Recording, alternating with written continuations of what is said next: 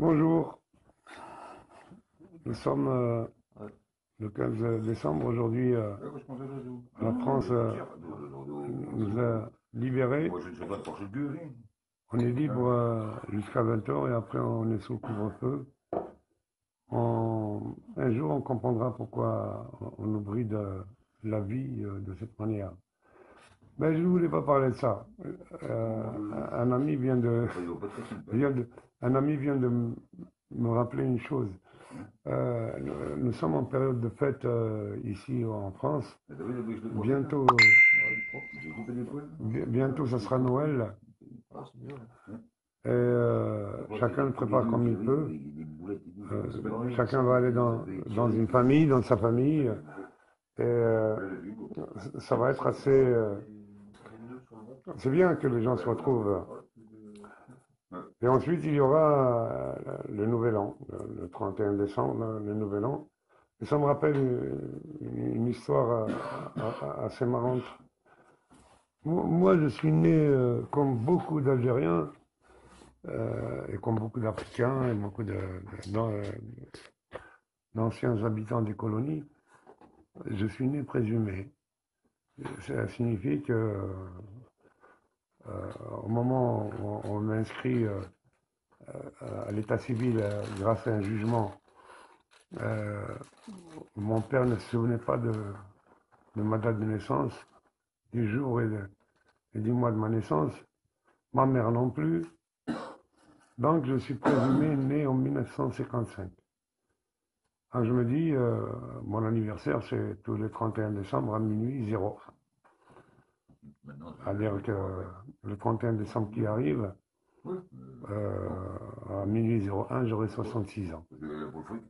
C'est ce qui me fait rire. C'est quand j'ai essayé de savoir en quel mois et quel jour je suis né, ni mon père ni ma mère ne s'en souvenaient. Surtout pas mon père. Mon père m'avait conçu, donc, dit-il, en 1955. Et ensuite, il est revenu dans son pays d'adoption, la France, à Ménilmontant, où il a vécu jusqu'à une année avant l'indépendance. Il est revenu. J'avais 6 ans, 7 ans. Et je l'ai croisé. Moi, je me souviens, on me disait ton père est en France. Je dis en France où? Quand j'étais gamin en Kabylie, il me montrait les avions qu'il y avait dans le ciel et puis il me disait voilà, là, il est là-haut, dans le ciel. Et donc moi, je pensais que mon père vivait dans le ciel. En fait, il vivait en France. Il a vécu, il a vécu une vie dingue. Il a travaillé, bien sûr. Il était aussi, il a bossé un peu pour la fédération du FLN. C'était un gros militant. Ici, pas une vedette, mais un militant quand même, de base. Et puis, mon père ne se gênait pas pour boire son coup quand il était en France, quand il était immigré en France. Et quand il est rentré en Algérie, en Kabylie, la première fois où je l'ai rencontré, j'avais 6-7 ans. La première soirée, il m'a donné une claque. Donc, c'est comme ça que j'ai appris à connaître mon père. Et par contre, j'ai toujours cherché à savoir quel mois je suis né, quel jour je suis né. Et puis, les sœurs, ma fille, ont posé la question à ma mère, et ma mère leur a dit, c'était un moment où on a assassiné un capitaine de l'armée française, on l'a tué.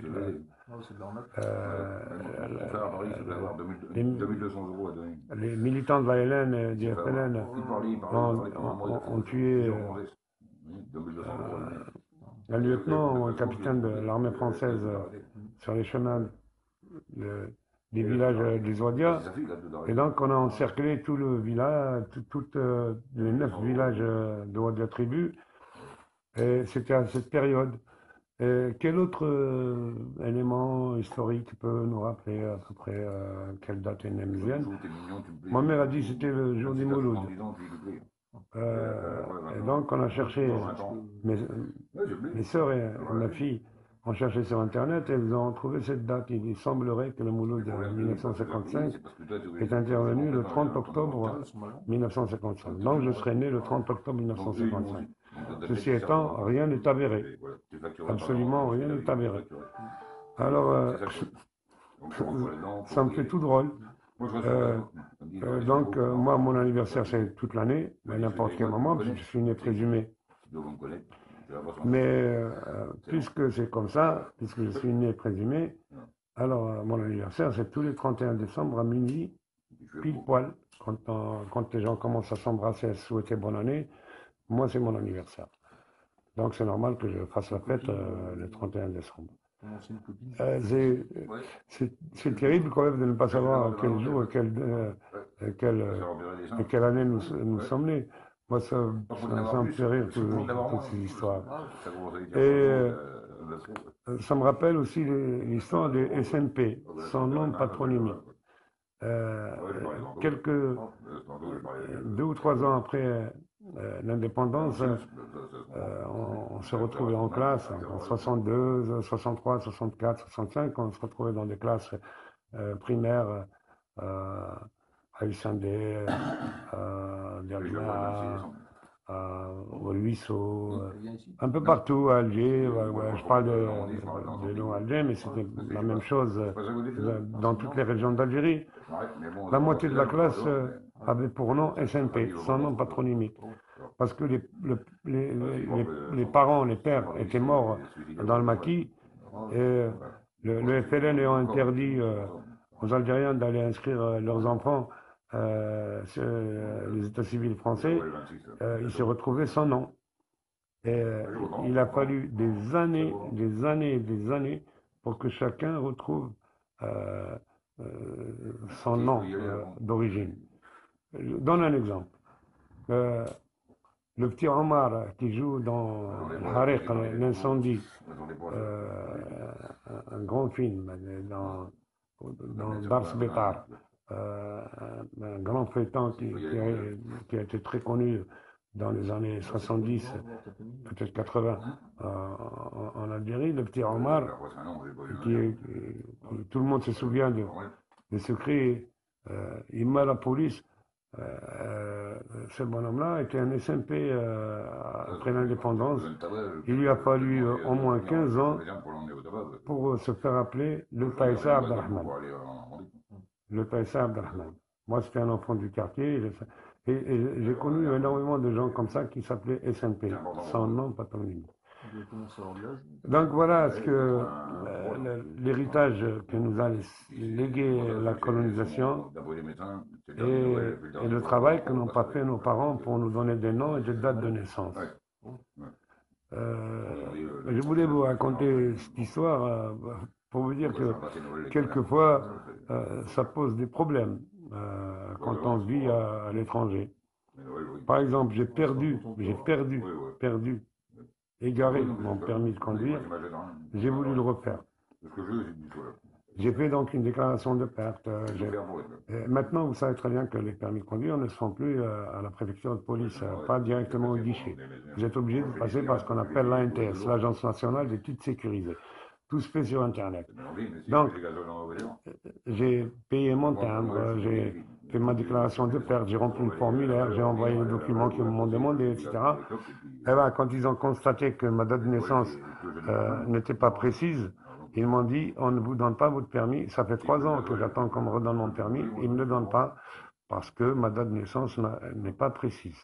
Elle n'est pas précise. Pour une partie de l'administration, je marque une date aléatoire. Je suis né 01/01/1955. Pour une autre administration, une autre partie de l'administration, je marque le 31/12/1955. Alors pour eux, ni le 01, ni le 31/12 ne sont valables. Et pourtant, je fonctionne comme ça depuis 30 ans. Alors, qu'est-ce que je dois faire?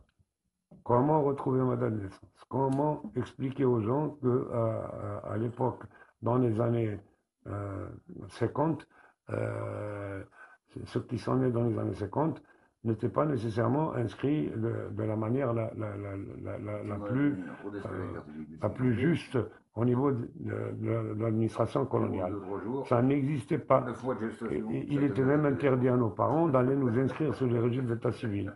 Qu'est-ce qu'il faut faire? Nous sommes dans la commedia dell'arte. Nous sommes dans la commedia dell'arte.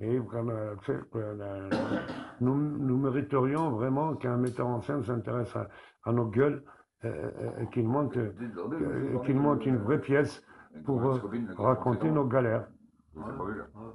Merci mon père, merci la France et merci à vous. Je vous souhaite bonne année. Je vous souhaite un bon Noël pour ceux qui vont fêter Noël.